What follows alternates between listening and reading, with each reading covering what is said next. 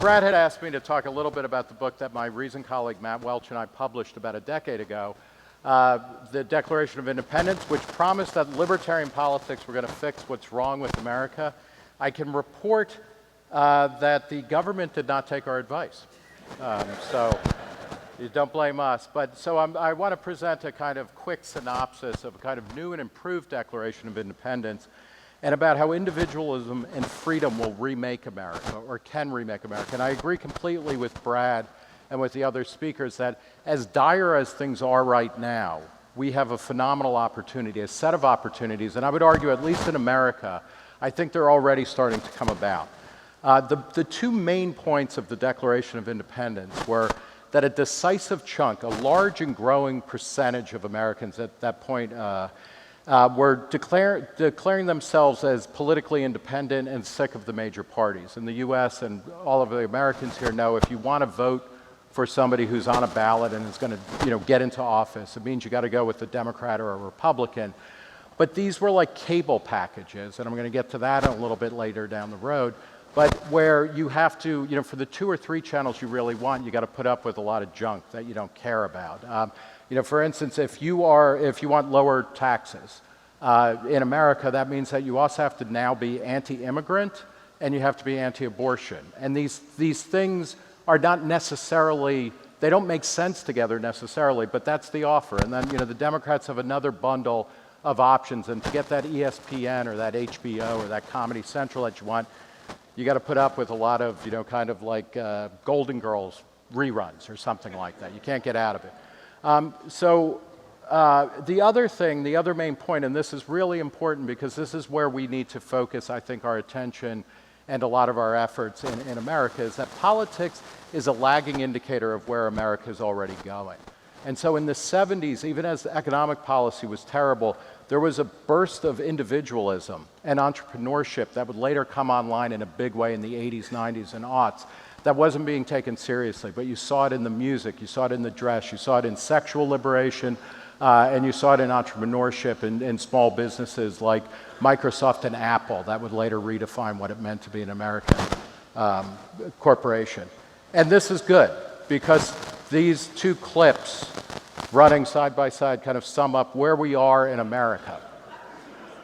We are run by 2 1,000-year-old men, or the two parties are personified by 1,000-year-old men whose greatest accomplishments in any given day is either walking up a staircase or not falling while walking down a slight incline.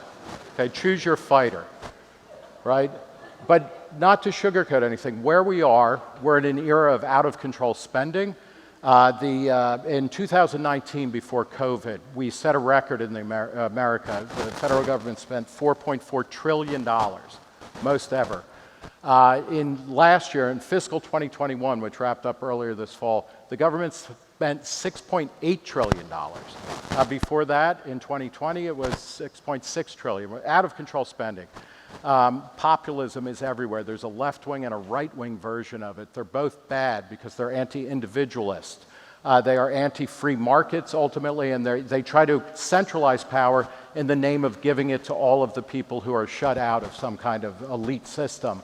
Identity politics is everywhere in America, and what we have to understand is we're at a moment in America where there are more ways of being than ever, and yet we're being told you can fit into one of 3 or 4 categories of identity, and then we're going to try and force you to do this or that. It's a way of marshaling people and kind of pushing them into political boxes so they have fewer and fewer options. Cancel culture is everywhere. It's an enemy of free speech. It's an enemy of tolerance. It's an enemy of the innovation and the experimentation that any open society needs in order to go forward. And then we're in what I call a COVID state of exception. There's an Italian philosopher who's worth reading on this concept of the state of exception.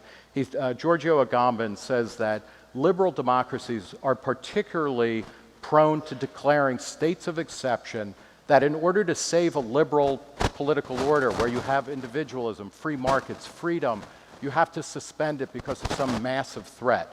He talked about this first mostly in terms of the global war on terror. After 9/11 happened, in order to save the free world, we had to become less free. That's the only way I could make it. It's a weird paradox.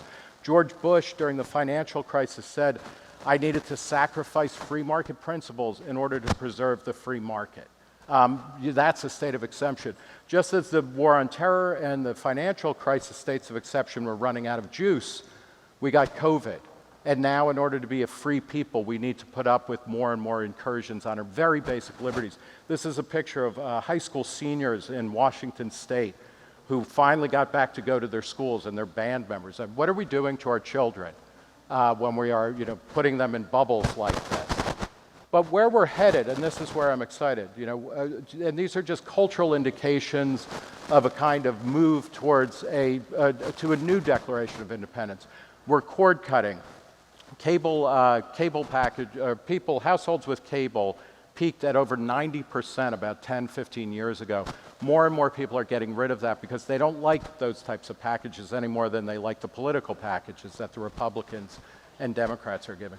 We're moving into an era of personalized medicine where your own genome will guide diagnostics, therapeutics, health and wellness, diet, and things like that. This is a market globally that is about, it's like around 200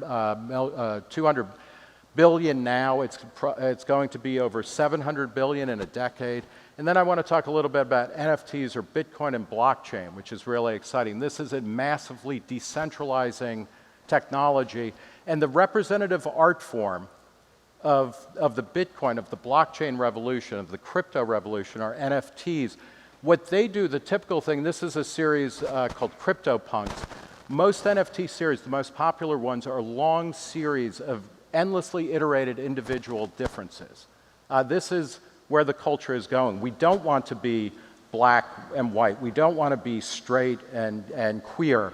We don't want to be an immigrant or a native. We want to be endlessly mixing and iterating ourselves. The culture is there, and politics needs to catch up. And it's starting to. Identification, party identification is way down. Independents are up. Americans' preference for political activity or for government activity, last year for the first time ever, it peaked at 54%, saying people wanted the government to do more. Now people are going back to wanting it to do less because they've seen what government doing more looks like.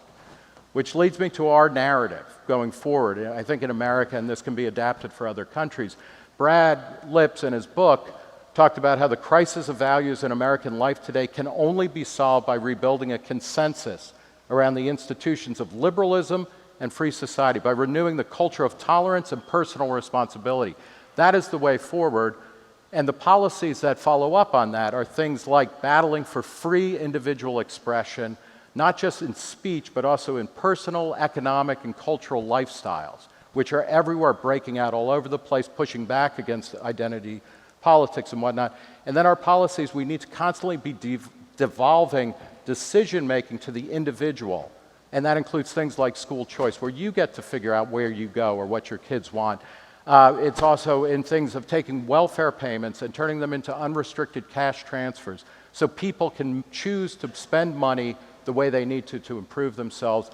And then finally, with COVID, now with vaccines, we can devolve the risk assessment to the individual. I am safe from COVID because I'm vaccinated. I'll go out in the world as I see fit.